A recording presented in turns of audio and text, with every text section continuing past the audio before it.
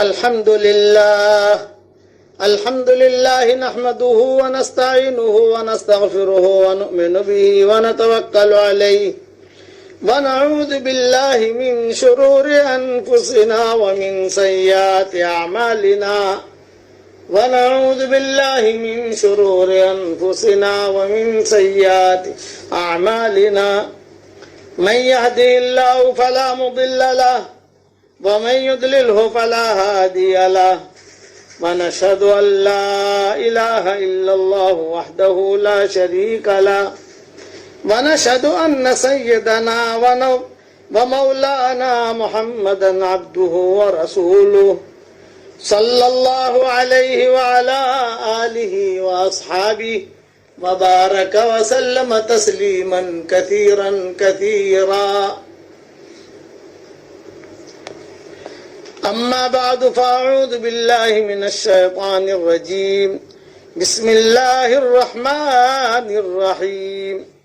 يا أيها الذين آمنوا توبوا إلى الله توبة نصوحا عسى ربكم أن يكفر عنكم سيئاتكم ويدخلكم جنات تجري من تحتها الأنهار يوم لا يخزي الله النبي والذين آمنوا معه نورهم يسعى بين أيديهم وبأيمانهم يقولون ربنا أتمم لنا نورنا واغفر لنا إنك على كل شيء قدير.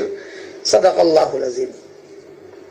قابل احترام مائیں، بہنیں، بیٹیاں، بہوئیں، بچیاں اور ہمارے محترم بھائی، دوست، ساتھی، سلسلہ وار مضمون چل رہا تھا حضرت محمد صلی اللہ علیہ وسلم کی سیرت کا. ہم یہاں تک پہنچے تھے کہ حضرت محمد صلی اللہ علیہ وسلم کا نکاح ہو گیا حضرت خدیجہ رضی اللہ تعالی عنہ کے ساتھ، اور شب زفاف بھی ہو گئی، اور اب حضور صلی اللہ علیہ وسلم کی زندگی اور حضرت خدیجہ رضی اللہ تعالی عنہ کی زندگی میاں بیوی کی طرح زندگی گزرنے لگی. لیکن ایک قانون ہے. قانون کیا؟ ایک رواج ہے جو شروع سے چلا آ رہا ہے کہ بیوی جو ہے وہ شوہر کو ہدیہ دیتی ہے، شوہر جو ہے وہ بیوی کو ہدیہ دیتا ہے. یہ نظام ہے. کوئی انگوٹھی دیتا ہے، کوئی انگوٹھی پہناتا ہے، کوئی خوشبو دیتا ہے، کوئی جو ہے پیسے دیتا ہے. خیر مہر تو اپنی جگہ ہے ہی جو ہے وہ، لیکن خوشی کے اعتبار سے کوئی نہ کوئی ہدیہ پیش کرتا ہے. یہ دنیا کا رواج ہے کہ میاں بیوی جو ہے وہ ایک دوسرے کو ہدیہ دیتے ہیں. تو حضرت خدیجہ رضی اللہ تعالی عنہ نے بھی ایک بہت قیمتی ہدیہ دیا حضرت محمد صلی اللہ علیہ وسلم کو، اور حضور صلی اللہ علیہ وسلم نے بھی قیمتی ہدیہ دیا حضرت خدیجہ رضی اللہ تعالی عنہ کو. اب دونوں ہدیے کی تفصیل مختصر سن لیجئے کہ حضرت خدیجہ نے زید ابن حارثہ دیے. پہلے یہ ذہن میں رکھنا کہ حضرت خدیجہ کے یہاں جو معروف لوگ ہیں کام کرنے والے، ان میں تو ایک نفیسہ ہے، ایک میسرہ ہے، اور ایک زید ابن حارثہ ہیں. اور اب حضور صلی اللہ علیہ وسلم تشریف لے آئے. یہ گھر ہو گیا. باقی باندیاں، باقی غلام، باقی ان کا جو وٹ، ان کا وہوٹ گھر کا، ان کے بنگلے کا، ان کی کوٹھی کا، چونکہ مالدار عورت تھی، شریف عورت تھی، تو کئی لوگ ان سے منسلک تھے. لیکن ان چاروں کا میں تذکرہ کروں گا، 4-5. حضور صلی اللہ علیہ وسلم، حضرت خدیجہ، میسرہ، نفیسہ اور زید ابن حارثہ. زید ابن حارثہ یہ اصل میں کتابوں میں لکھا ہے یمن کے تھے، اور یمنی لوگوں میں ایک ترتیب تھی کہ یہ لوگ جو ہے کبھی کبھار پورے خاندان کو لے کر یہ نکل پڑتے تھے ہجرت کر کے. اوس اور خزرج بھی اصل یمن کے ہیں، اور قبیلے بنی جرہم جو مکہ میں آباد ہوا وہ بھی یمن کے ہیں۔ ہمیشہ ایک بات، ایک پوائنٹ بتا رہا ہوں، پوائنٹ، کہ جس کے آخر میں نون ہوگا نا، نون، وہ کوئی بہت بڑا اچھا آدمی ہوگا یا بہت خراب آدمی ہوگا۔ یہ ایک بات چیز علماء نے لکھی ہے، یمن نون ہے، یہ بڑے تاجر ہوتے ہیں۔ ایران نون ہے، یہ بھی بڑے تاجر ہوتے ہیں۔ قرآن نون ہے، یہ بھی بہت بڑی فضیلت کی چیز ہے۔ رمضان نون ہے، یہ بھی بڑی فضیلت کی چیز۔ شعبان نون ہے، یہ بھی بڑی فضیلت کی چیز۔ میمن یہ بھی آخر میں نون ہے، تو یہ بھی بڑے تاجر ہوتے ہیں۔ مومن وہ بھی آخر میں نون ہے، یہ بھی جو ہے بڑے تاجر ہوتے ہیں اور بڑے کام کرنے والے ہوتے ہیں۔ اسی طریقے سے شیطان، یہ بھی آخر میں نون ہے، یہ بہت خراب آدمی۔ تو یہ آخر میں جہاں نون آئے گا نا، نون، یہ بعض علماء نے یہ چیزیں لکھی ہیں، یہ آپ کو کتابوں میں نہیں ملے گی، یہ جناتوں کی کتابوں میں ملے گی آپ کو یہ چیزیں۔ تو یہ یمن جو تھا، یمن، یہ ہمیشہ شروع سے جو ہے یہ لوگ تاجرانہ ذہن کر رہے ہیں۔ ابھی بھی حرمین شریفین میں، مکہ مکرمہ میں، مدینہ منورہ میں، سعودیہ میں جو بڑے بڑے تاجر ہیں وہ یمنی ہیں ابھی بھی۔ اب تو ان کو پاسپورٹ مل گئے، ابھی تو وہ چل پڑے، لیکن آخر میں نون، یہ عدنان، وہ بہت اچھا، بہت اونچا آدمی رہے گا۔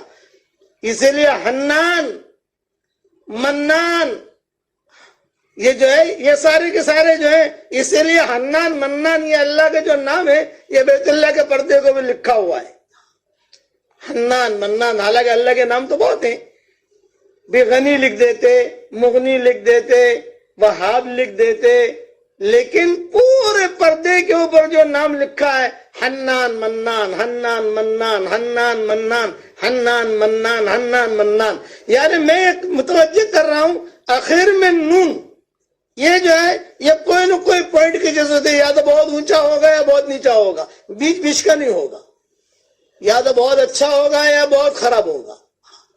تو یہ یمن کے رہنے والے تھے، ان کی عادت یہ تھی کہ پورے کے پورے خاندان جو ہے مشورہ کر کے یہ لوگ نکل پڑتے تھے کہ چلو بھی اب یمن میں نہیں رہنا، ہمیں جانا ہے، کسی اور جگہ جا کر زندگی گزاریں گے۔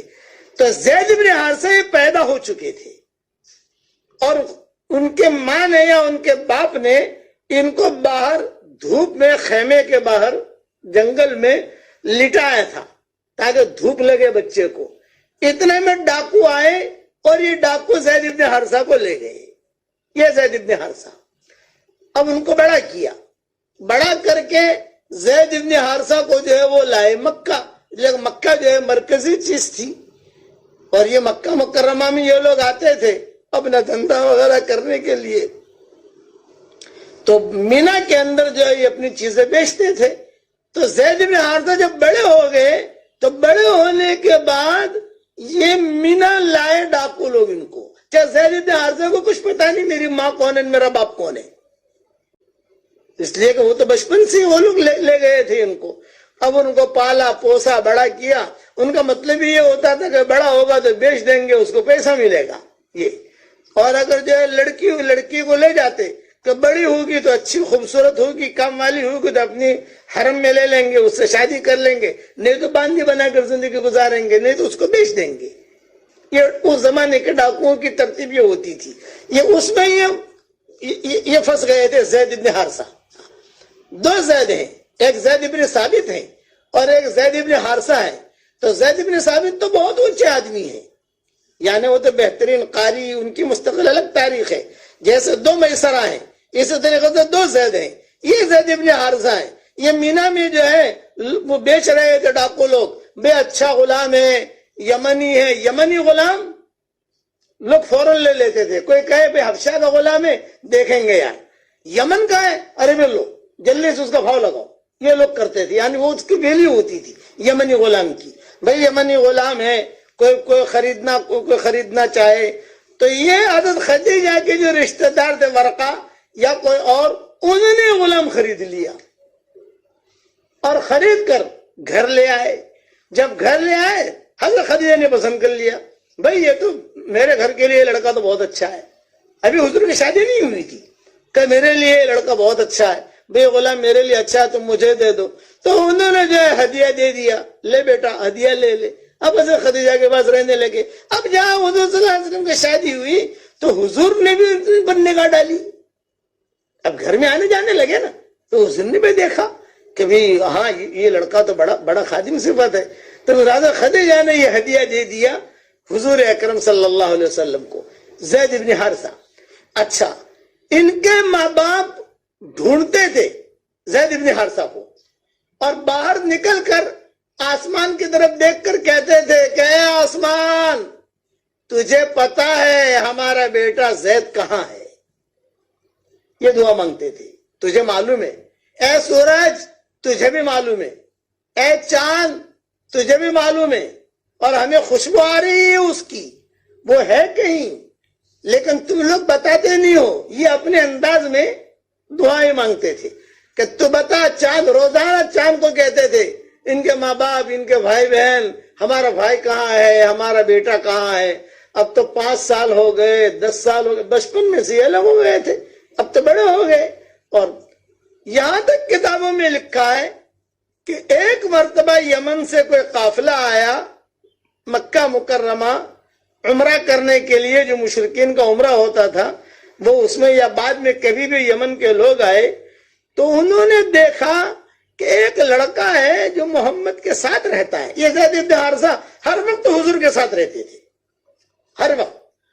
طائف کے سفر میں بھی یہی ساتھ تھے. اچھا، حضور صلی اللہ علیہ وسلم سے ان کے ایسی مناسبت ہو گئی تھی کہ حضور کے ان کے بغیر نہیں چلتا تھا اور ان کو حضور کے بغیر نہیں چلتا تھا. جہاں جاؤ وہاں. اسی لیے طائف کے سفر میں حضور کے ساتھ کوئی نہیں تھا سوائے زید بن حارثہ کے، کوئی نہیں تھا. اور قرآن میں ان کا نام آیا ہے. ایک ہی صحابی ہے جن کا نام قرآن میں آیا، فلما قضى زید منها زوجناکہا لکی لا یکون علی المؤمنین حرج. کسی صحابی کا نام نہیں ملے گا، نہ ابو بکر کا، نہ عمر کا، نہ سلمان کا، نہ فارسی کا، نہ ان کا نام ہے قرآن میں. اور قرآن میں ان کا نام کیوں آیا اس کی بھی مستقل تفصیل ہے اور تفسیر ہے. اللہ جب توفیق دے گا تو بعد میں انشاءاللہ بیان کریں گے، لیکن ابھی یہ ہدیہ سن لو. تو وہ ماں باپ جو ہے وہ دعا مانگتے تھے، نا امید نہیں ہوئے تھے ہمارا بیٹا ہے. اور یہ کہتے تھے ہواؤں کے ساتھ زید کی خوشبو ہمیں آتی ہے. یہ جملہ کہتے تھے. ہوائیں چلتی تھی تو کہتے تھے، بارش کا موسم ہوتا تو زید کو یاد کرتے. ٹھنڈی کا، یمن میں ٹھنڈی بہت ہوتی ہے، کہ ٹھنڈے کا موسم ہوتا تو زید کو یاد کرتے کہ ہے کہیں قریب میں، لیکن پتہ نہیں کہاں ہے. وہ جماعت جو آئی یمن سے، انہوں نے دیکھا کہ یہ تو محمد ہے، اور یہ ان کے ساتھ جو لڑکا ہے یہ وہی لڑکا ہے جو اس کے ماں باپ ڈھونڈ رہے ہیں، یہ وہی ہے. دور سے دیکھنے لگے.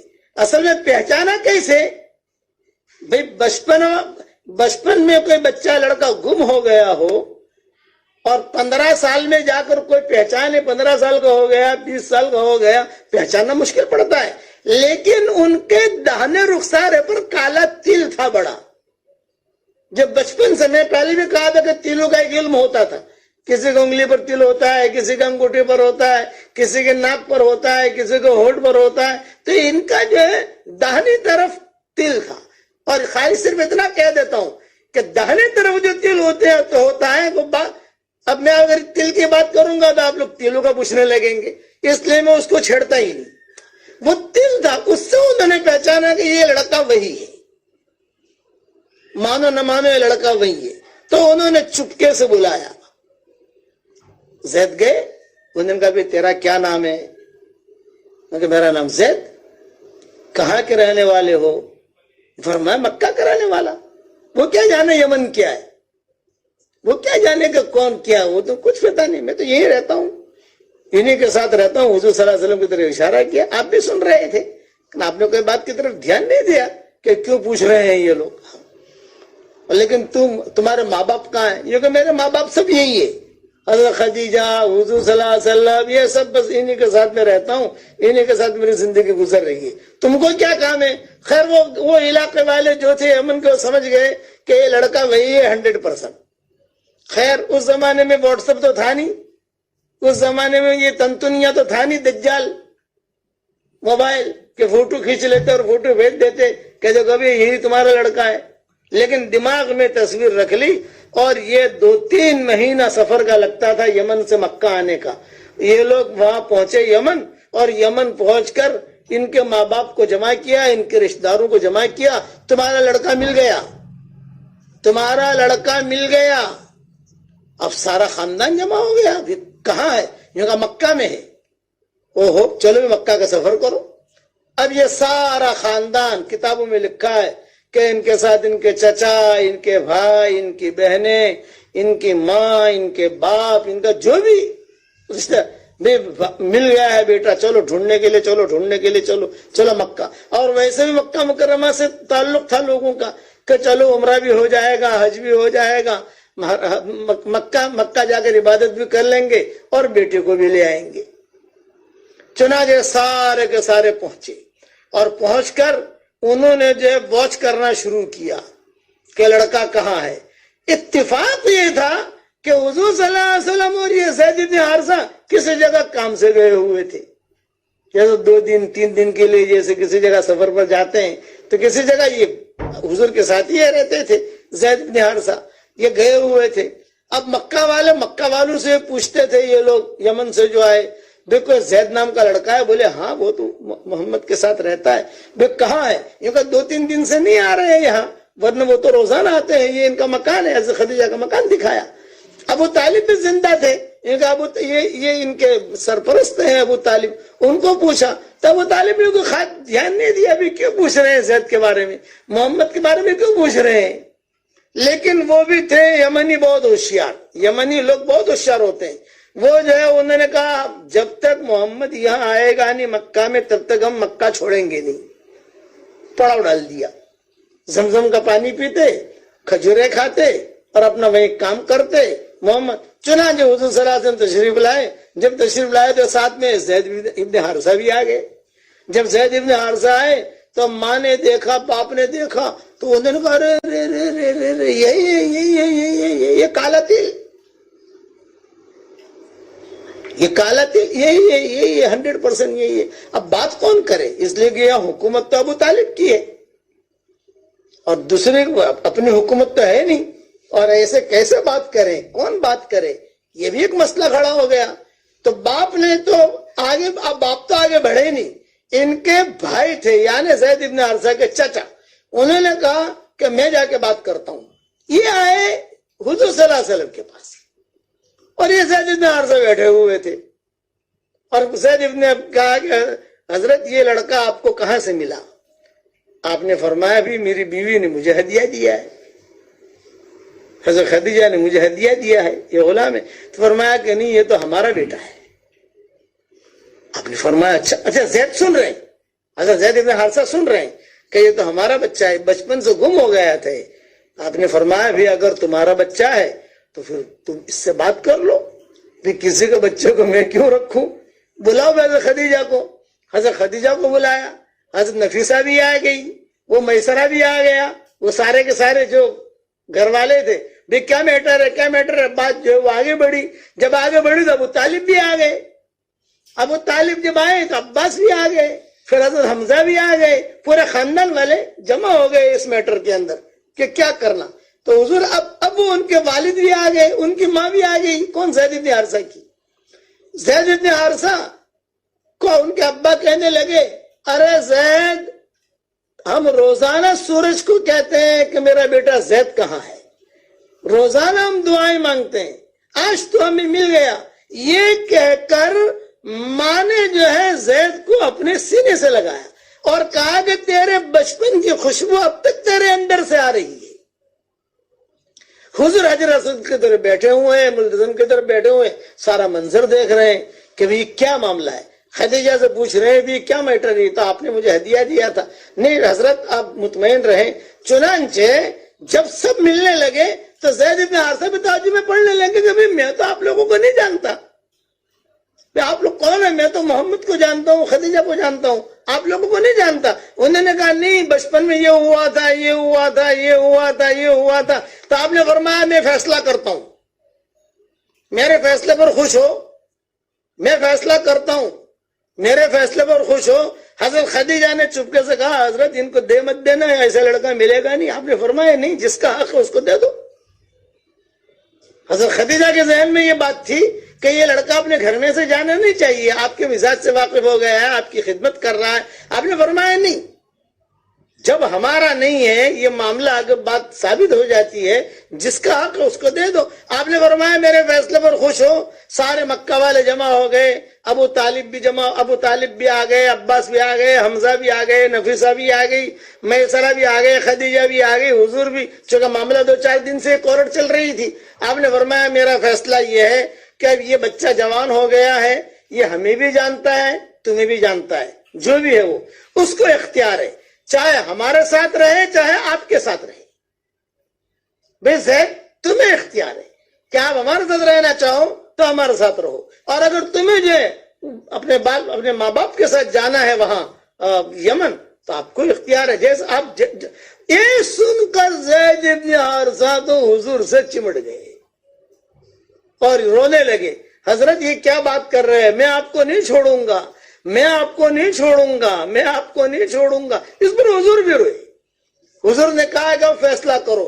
چنانچہ باپ نے ایک جملہ کہا، ارے بیٹا زید تو آزاد ہے، تو کیا آزاد آدمی غلامی کی زندگی گزارنا پسند کرتا ہے؟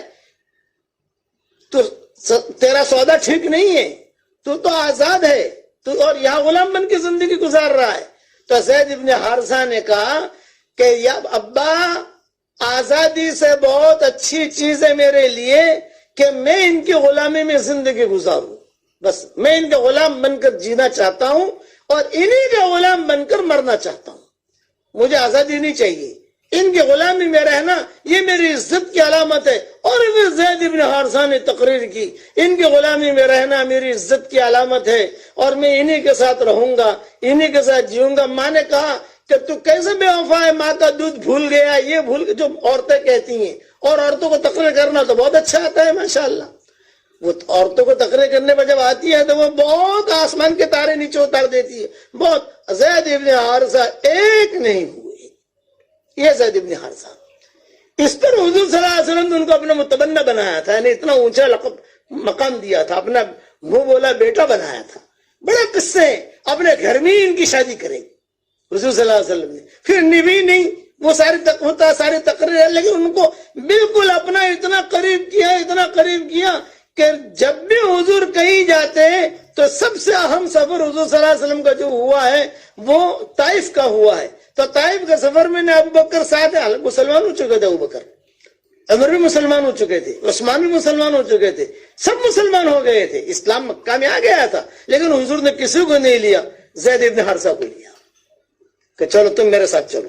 یہ زید ابن حارثہ، یہ ہدیہ دیا حضور اکرم صلی اللہ علیہ وسلم کو۔ پھر بہت تفصیل ہے زید ابن حارثہ کی بھی، اب حضور صلی اللہ علیہ وسلم کی زندگی گزرنے لگی، بقیہ اس تفصیل انشاءاللہ کل پوری کروں گا۔ کل آپ لوگوں کے سامنے صدقہ فطر سے متعلق کچھ مسائل آئے تھے، باقی کچھ مسائل باقی ہے، وہ آج آپ لوگوں کو بتا دیتا ہوں۔ ایک مسئلہ تو یہ ہے کہ صدقہ فطر واجب کب ہوتا ہے، یہ ایک مسئلہ ہے۔ تو یہ سمجھ لیجئے کہ صدقہ فطر جو واجب ہوتا ہے یہ عید الفطر کے دن صبح صادق طلوع ہونے پر واجب ہوتا ہے، یعنی عید الفطر کے دن صبح صادق ہو گئی تو اب صدقہ فطر واجب ہو گیا۔ لہذا اگر کوئی شخص عید الفطر کے دن صبح صادق ہونے سے پہلے اگر انتقال کر گیا یا پہلے مالدار تھا اور عید الفطر کے دن صبح صادق ہونے سے پہلے غریب ہو گیا تو اب اس کے اوپر صدقہ فطر واجب نہیں رہا۔ لیکن اگر کوئی شخص صبح صادق ہونے سے پہلے پیدا ہو گیا، بچہ ہے، یا کوئی غیر مسلم تھا مسلمان ہو گیا، یا کوئی غریب تھا وہ مالدار ہو گیا، تو چونکہ عید الفطر کی صبح صادق اس حال میں ہوئی ہے کہ وہ مسلمان ہے، دنیا میں موجود ہے، مالدار ہے، تو اب اس کے اوپر صدقہ فطر واجب ہو جائے گا۔ دوسرا مسئلہ یہ ہے کہ صدقہ فطر کن چیزوں کا دینا ہے، کن چیزوں کا۔ عام طور پر لوگوں کے ذہن میں بیٹھا ہوا ہے کہ صدقہ فطر جو ہے یہ 1.25 کلو گیہوں یا اس کی قیمت بس یہی صدقہ فطر ہے. حالانکہ ایسا نہیں ہے. حضور اکرم صلی اللہ علیہ وسلم سے 4 چیزیں ثابت ہے. 4 چیزیں کہ حضور اکرم صلی اللہ علیہ وسلم، ایک تو گیہوں اگر دینا ہے تو نصف سا گیہوں یا اس کی قیمت. نصف سا کا مطلب 1.25 کلو گیہوں یا اس کی قیمت. دوسرا، اگر کسی شخص کو جو سے صدقہ فطر دینا ہے تو پھر 3.25 کلو جو یا اس کی قیمت. تیسری چیز ہے کشمش. اگر کسی شخص کو صدقہ فطر کشمش سے ادا کرنا ہے تو 3.25 کلو کشمش یا اس کی قیمت. چوتھی چیز کھجور ہے. اگر کسی شخص کو صدقہ فطر کھجور سے دینا ہے تو 3.25 کلو کھجور یا اس کی قیمت. یہ 4 چیزیں ہیں. لوگ سمجھتے ہیں کہ صرف 2.25 کلو گیہوں یا اس کی قیمت ہے، اس کے حساب سے دے دو تو صدقہ فطر ادا ہو گیا. ادا ہو جائے گا، لیکن جس کی جیسی حیثیت ہو اس حیثیت کے مطابق یہ 4 کیٹیگریاں ہے. ہر انسان اپنی حیثیت دیکھے اور اپنی حیثیت کے مطابق پھر وہ صدقہ فطر ادا کرے. حضور اکرم صلی اللہ علیہ وسلم کے زمانے میں صحابہ کرام اور حضور اکرم صلی اللہ علیہ وسلم یہ لوگ جو صدقہ فطر دیتے تھے یہ کشمش اور کھجور سے دیتے تھے. 3.25 کلو کھجور یا کشمش. کیوں؟ اس لیے کہ اسی کی پیداوار مدینہ میں زیادہ تھی. گیہوں کی پیداوار حجاز کے اندر نہیں ہوتی تھی. گیہوں جو ہے یہ یمن اور شام سے ایکسپورٹ ہوتے تھے مدینہ اور حجاز کے اندر. تو چونکہ گیہوں وہاں پہ بہت نایاب تھے اس لیے حضور اکرم صلی اللہ علیہ وسلم اور صحابہ کرام جو صدقہ فطر ادا کرتے تھے یہ کشمش اور کھجور ہی کا ادا کرتے تھے. اس لیے مسلمانوں کو بھی اس چیز کی طرف دھیان اور توجہ دینے کی ضرورت ہے کہ وہ ایسا صدقہ فطر نکالے کہ جس میں تھوڑا زیادہ پیسہ بھی نکلے اور غربا اور مسکینوں کا فائدہ بھی زیادہ ہو. اس چیز کو سامنے رکھتے ہوئے انشاءاللہ ہم صدقہ فطر ادا کریں گے تو بہت بہتر ہوگا اور یہ اقرب الی سنت بھی ہے. تیسری بات یہ دھیان میں رکھیے کہ صدقہ فطر جو ہے نا وہ معاف نہیں ہوتا. جیسے بعض عبادتیں ہوتی ہے کہ وقت کے نکلنے سے اب اس کی قضا ختم، تو ایسا نہیں ہے. صدقہ فطر عید کے دن اگر کوئی تھا تو واجب ہو گیا. اگر بہتر تو یہ ہے کہ عید الفطر میں عید کی نماز پڑھنے سے پہلے نکال دے. لیکن اگر عید کی نماز پڑھنے سے پہلے کوئی نہیں نکال سکا تو پھر یہ صدقہ فطر معاف نہیں ہوتا. اس دن دے، دوسرے دن دے دے، تیسرے دن دے دے، چوتھے دن دے دے، جب بھی اس کے پاس گنجائش ہو اس وقت میں دے دے. چوتھا اور آخری مسئلہ یہ دھیان میں رکھیے کہ بہت سے مرتبہ ایسا ہوتا ہے کہ باہر کے ممالک کے اندر رہنے والے لوگ اپنے رشتہ داروں کو کہتے ہیں کہ بھئی آپ ہندوستان میں ہو تو ہندوستان میں صدقہ فطر ادا کر دو ہماری طرف سے. تو لوگ پوچھتے ہیں کہ اس میں کون سی قیمت کا اعتبار کریں، ہندوستان کی قیمت کا اعتبار کرے یا جس ملک میں وہ رہتا ہے اس ملک کی قیمت کا اعتبار کرے. تو ایک دم صاف سیدھا مسئلہ ہے کہ اگر یہاں جیسے آپ کا کوئی رشتہ دار امریکہ میں رہتا ہے، انگلینڈ وغیرہ میں رہتا ہے، اس نے آپ سے کہا کہ آپ ہندوستان میں میری طرف سے صدقہ فطر ادا کر دو، تو اگر آپ جو ہے نا گیہوں صدقہ فطر میں دے رہے ہیں یا کشمش دے رہے ہیں یا کھجور دے رہے ہیں یا جو دے رہے ہیں تو ظاہر سی بات ہے ہم گیہوں لیں گے تو یہاں کی قیمت کے حساب سے ہی لیں گے، کشمش لیں گے تو یہاں کی قیمت کے حساب سے لیں گے. تو 3.25 کلو کشمش لے لو صدقہ فطر ادا کر دو، 3.25 کلو کھجور لے لو صدقہ فطر ادا کر دو، اور 2.25 کلو یہ گیہوں ہے اس کو ادا کر دو. لیکن اگر قیمت آپ ادا کر رہے ہیں تو پھر قیمت وہاں کے ملک کے حساب سے ادا کرنی ہوگی. جیسے اس نے کہا کہ بھئی 2.25 کلو گیہوں کی جو قیمت ہے وہ ادا کر دو، یا 3.5 کلو جو یا کشمش یا کھجور جو ہے نا اس کی قیمت ادا کر دو. تو وہاں 3.5 کلو جو کی جو قیمت ہوگی یا 3.5 کلو کھجور یا کشمش کی جو قیمت ہوگی وہ قیمت اسے بھیجنی ہوگی اور وہ قیمت ادا کی جائے گی. تو اگر یہ جن سے ہے، اگر یہی صدقہ فطر میں ادا کرنی ہے تو پھر یہ خرید اور یہ ادا کر دو یہاں کی قیمت کے حساب سے. اور اگر قیمت ادا کرنی ہے تو پھر جس ملک میں انسان رہتا ہے اس ملک میں اس جنس کی کیا قیمت ہے اس قیمت کے حساب سے صدقہ فطر ادا کرنا ہوگا. یہ آج صدقہ فطر کے جو بنیادی مسائل تھے یہ آج ختم ہو گئے. کل انشاءاللہ عید الفطر سے متعلق کچھ باتیں آپ لوگوں کے سامنے بیان کر دی جائے گی.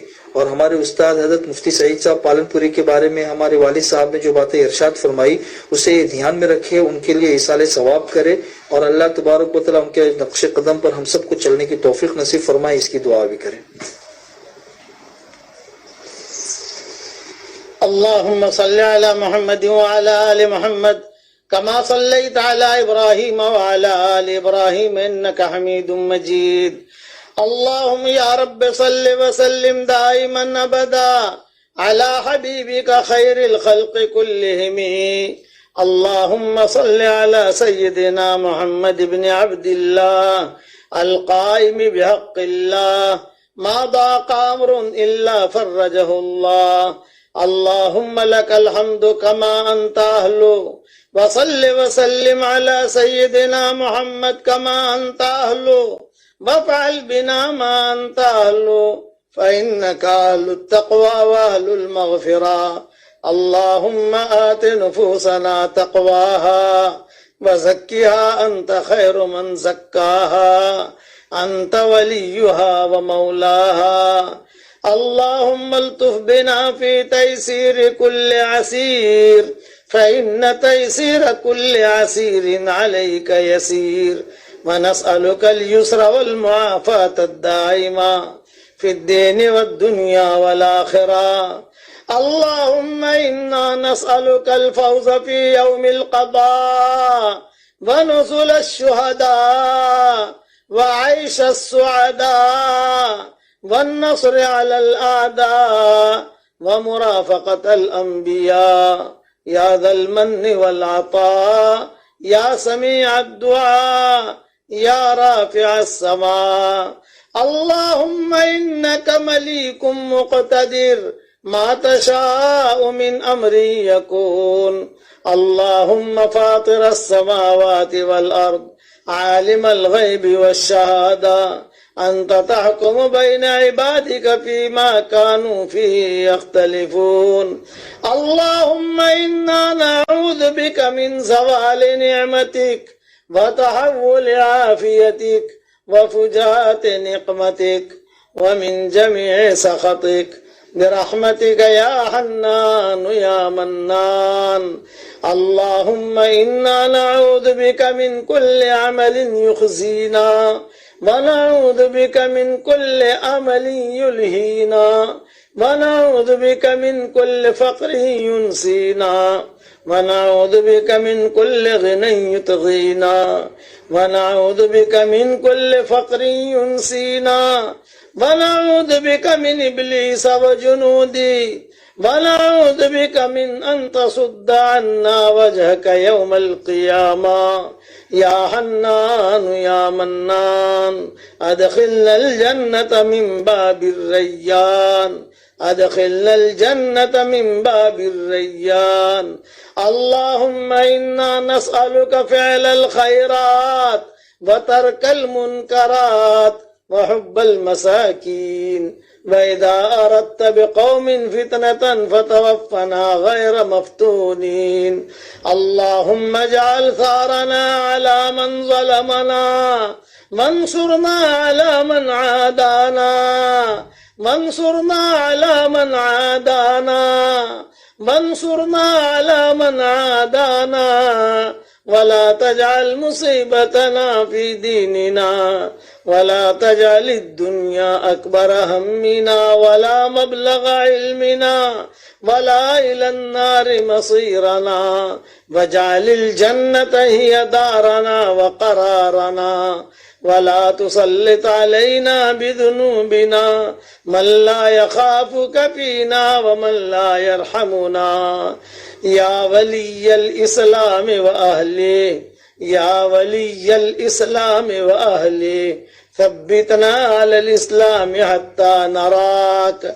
अल्लाहुम्मा अश्रह लना सुदूरना वयस्सिर लना उमूरना वरफ़अल्लाहुम्मा क़दरना वतहिर ज़िक्रना वजबुर कसरना वमहु विज़रना वनव्विर क़ुलूबना वनव्विर क़ुबूरना वरद्दिना बिक़दाइका व क़दरिका وأعذنا من الجبن والبخل والأنانية والكبر والرياء والهوى وأجرنا من ذل الاستدانة وخيانة الأمانة ومن خسة المكان والمكانة ومن نسيان الجميل أو إنكاره بالتضليل والطف بعاجل لطفك بنا فيما قضيت به علينا اللهم لا تثقل بنا ولا تثقل علينا اللهم اغفر ذنوبنا واستر عيوبنا وفرج كروبنا وسلم يا رب قلوبنا واسترنا بسترك الجميل في كل مقام ورعيل اللهم متعنا بديننا وعقولنا وصحة أبداننا واحفظ يا إلهنا ألسنتنا وأسماعنا وأبصارنا حتى نلقاك اللهم سلمنا لرمضان وسلم رمضان لنا وسلمه لنا متقبلا اللهم اعتق رقابنا من النار اللهم اعتق رقابنا من النار یا عزیز یا غفار اے اللہ ہمارے گناہوں کو معاف فرما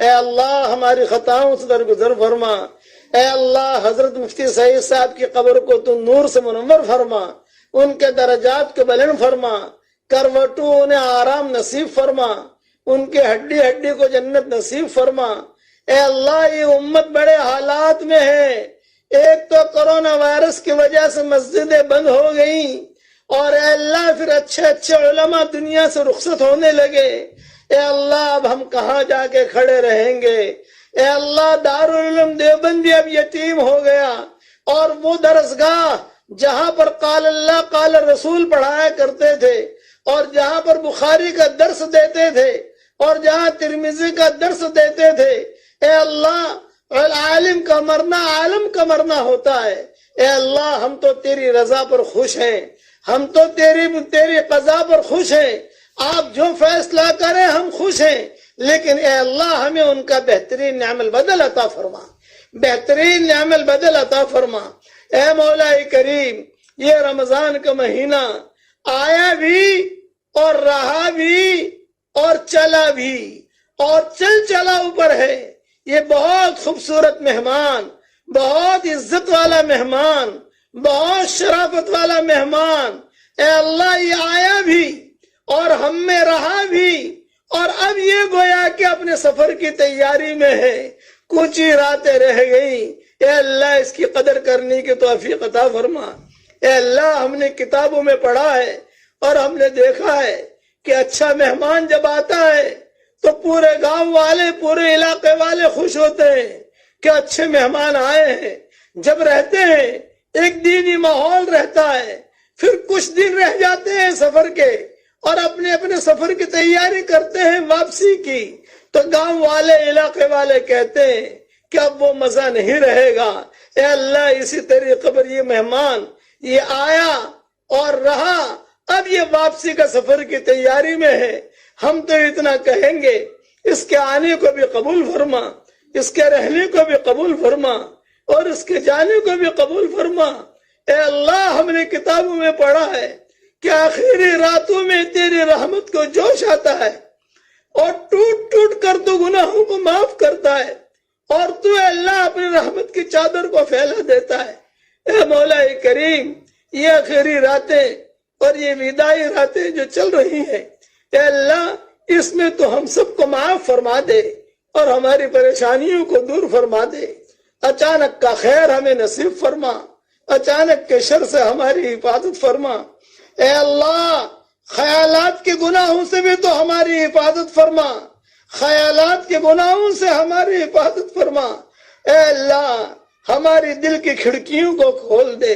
اے اللہ تیری طرف سے جب ربانی لہریں چلے اس وقت ہم غفلت میں نہ ہو یہ رمضان المبارک کا مہینہ ہے جب بھی تیری طرف سے ربانی لہریں چلے ہم غفلت میں نہ ہو بلکہ ہمارے دل میں وہ ربانی لہریں داخل ہو رہی ہوں، تو اس کی غیب سے صورت شکلیں پیدا فرما۔ اے اللہ جنت کے دروازے کھلے ہوئے ہیں، جہنم کے دروازے بند ہیں، اور شیطان بھی اے اللہ قیدوں میں ہے، لیکن اے اللہ یہ کورونا وائرس کے شیطان سے بھی تو ہماری حفاظت فرما۔ اے اللہ اس بیماری کو دور فرما دے۔ اے اللہ یہ تو تیرا غلام اور تیری باندی ہے، تیرا چاہ لینا کافی ہے۔ اے اللہ ہر قسم کی برائی سے تو ہماری حفاظت فرما۔ اے اللہ پوری انسانیت پریشان ہے، یہ بیماری آئی سے بیماری آئی کہ پوری انسانیت پریشان ہے، جانور بھی پریشان ہے، اور اے اللہ سارے دروازے بند ہو چکے ہیں، صرف آپ کا دروازہ کھلا ہوا ہے۔ اے کریم کرم کا معاملہ فرما دے، اے رحیم رحم کا معاملہ فرما دے۔ ہماری زندگی کا یہ آخری رمضان نہ ہو بلکہ اللہ بار بار ہمیں یہ راتیں مل رہی ہو۔ آج کی رات حرمین شریفین کی 27ویں رات ہے، اور ہمارے یہاں کل ہے 27ویں رات۔ یہ راتیں تیری ہیں اے اللہ، یہ وہی راتیں ہیں جن میں قرآن کی تو نے کہا ہے اِنَّا أَنزَلْنَاهُ فِي لَيْلَةِ الْقَدْرِ وَمَا أَدْرَاكَ مَا لَيْلَةُ الْقَدْرِ لَيْلَةُ الْقَدْرِ خَيْرٌ مِّنْ أَلْفِ شَهْرٍ۔ اے اللہ یہ وہی راتیں ہیں کہ جبریل علیہ السلام کو بھی حکم ہوتا ہے زمین پر جاؤ۔ حضور صلی اللہ علیہ وسلم کا جب انتقال ہو رہا تھا تو جبریل نے ایک جملہ کہا تھا، اے پیارے نبی اب میری چھٹی، اب میں زمین پر نہیں آؤں گا، لیکن آپ کی امت ایسی برکت والی امت ہے کہ اس کے لیے مجھے سال میں ایک رات میں آنا پڑے گا۔ ایک رات میری ڈیوٹی لگے گی زمین پر۔ جب تک آپ زندہ تھے قرآن لے کر آتا تھا، کبھی عائشہ کے لحاف میں، کبھی کسی بیوی کے لحاف میں، کبھی ام سلمہ کے لحاف میں، کبھی میمونہ اور ابن جویریہ کے لحاف میں، اور کبھی جو ہے نماز کے وقت میں، کبھی نماز کے باہر، کبھی سفر میں، کبھی اونٹنی پر، کبھی پہاڑ پر میں آیتیں لے کر آیا کرتا تھا۔ لیکن اب اے اللہ اب جو ہے حضور صلی اللہ یعنی جبریل بات کر رہے ہیں حضور سے کہ اب جو ہے میری ڈیوٹی ختم، آپ کا انتقال ہو گیا، آپ کی روح پہنچا دی گئی، اب زمین پر میری کوئی ڈیوٹی نہیں ہے، اس لیے کہ اب کوئی نبی آنے والا نہیں ہے۔ نبی کے پاس میں ہی آتا تھا، لیکن آپ کی امت ایسی برکت والی امت ہے کہ شب قدر میں ان کے لیے میں آؤں گا۔ اے اللہ یہ وہی راتیں ہیں، کچھ پتہ نہیں کون سی رات میں جبریل آئیں گے۔ اے اللہ جبریل کے آنے کو قبول فرما۔ اے اللہ اس جبریل کے آنے سے کورونا وائرس کو دور فرما دے اور پریشانیوں کو دور فرما دے۔ ان کے ساتھ تو نے قرآن میں کہا ہے تنزل الملائکۃ والروح، بہت فرشتے آتے ہیں اور جبریل بھی آتے ہیں اور دعا مانگنے والوں کی دعاؤں پر آمین کہتے ہیں۔ یہ وہ راتیں ہیں اے اللہ جتنی گھڑیاں رہ گئیں تو ہمیں قدر کرنے کی توفیق عطا فرما، اور اے اللہ ہماری زندگی کا آخری رمضان نہ بنانا بلکہ بار بار ہمیں مل رہا ہو تو اس کی غیب سے صورت شکلیں پیدا فرما۔ اے اللہ ہمارے گناہوں کی وجہ سے مساجد کے دروازے بند ہو گئے، مسجد کے کھوٹے رو رہے ہیں، حرمین شریفین کے دروازے بھی انتظار میں ہیں، حرمین شریفین کے ستون بھی انتظار میں ہیں کہ کہاں چلے گئے، کہاں چلے گئے وہ لوگ جو ہم سے ٹیک لگا کر بیٹھتے تھے۔ خاص طور سے یہ راتوں میں حرم بھرا ہوا رہتا تھا، کعبہ بھی دکھتا تھا اور صفا مروہ بھی بھرا ہوا رہتا تھا۔ اب صفا مروہ خالی، کعبہ بھی خالی۔ اے اللہ جو کسی وجہ سے ہم وہاں نہیں پہنچ سکے، امت وہاں نہیں پہنچ سکی، لیکن اے اللہ آپ تو موجود ہے۔ اے اللہ کعبہ تک نہیں پہنچ سکتے لیکن آپ تک تو پہنچ سکتے ہیں۔ اے اللہ تو ہمیں اپنا قرب عطا فرما۔ اللہم اجعل لنا عندک ولیجہ واجعل لنا عندک سلفا وحسن مآب۔ اے اللہ ہمیں تیرا رازدار بنا دے، ہمیں تیرا رازدار بنا دے۔ تیرے خاص بندے بندیوں میں شامل فرما دے۔ جب اے اللہ تیری طرف سے رحمتیں نازل ہو رہی ہوں، اس وقت میں ہماری دل کی کھڑکیاں کھلی ہوئی ہو اور ہمارے دل میں تیری محبت آ رہی ہو، تو اس کی غیب سے صورت شکل پیدا فرما۔ اے اللہ باہی اور جاہی گناہوں سے بچا لے اور باغی اور طاغی بننے سے بچا لے، ہمیں صالح بنا دے، طالح بننے سے بچا لے، ہمیں صالح بنا دے، طالح بننے سے بچا لے، ہمیں صالحہ بنا دے اور طالحہ بننے سے بچا لے۔ تیرے تم بھلے بندوں میں شامل فرما جن سے تو محبت کرتا ہے، ہماری آنکھوں میں تیری محبت کا سرما لگا دے۔ حضرت محمد صلی اللہ علیہ وسلم نے ان راتوں میں جتنی خیر کے لہن کی دعائیں مانگی ہیں وہ ساری کی ساری ہمارے لیے مقدر فرما، اور جن شرور سے پناہ چاہی ہو ان شرور سے عافیت سے تو ہماری حفاظت فرما۔ ہماری بیوی بچوں کو ہماری آنکھوں کا ٹھنڈک بنا دے، ہماری بیوی بچوں کو ہماری آنکھوں کا ٹھنڈک بنا دے۔ اللہ اے اللہ موت کے بعد کی ہلاکتوں سے حفاظت فرما، اے اللہ موت کے بعد کی ہلاکتوں سے حفاظت فرما۔ اے اللہ ہم ایمان کی دعوت دیتے ہیں اور ایمان کی طرف لوگوں کو بلاتے ہیں اور بھلی باتوں کی طرف لوگوں کو بلاتے ہیں، لیکن ہمارا ایمان کیسا ہے وہ تو آپ ہی جانتے ہیں، ہم کتنے گنہگار ہیں وہ تو آپ ہی جانتے ہیں۔ اے اللہ جیسے آپ نے ہمارا ظاہر اچھا بنایا ہمارا باطن بھی اچھا بنا دے، اور اے اللہ ہمیں مانگنا نہیں آتا مگر تجھے دینا تو آتا ہے، اپنے کرم سے تو ہمیں عطا فرما، اپنے فضل سے عطا فرما۔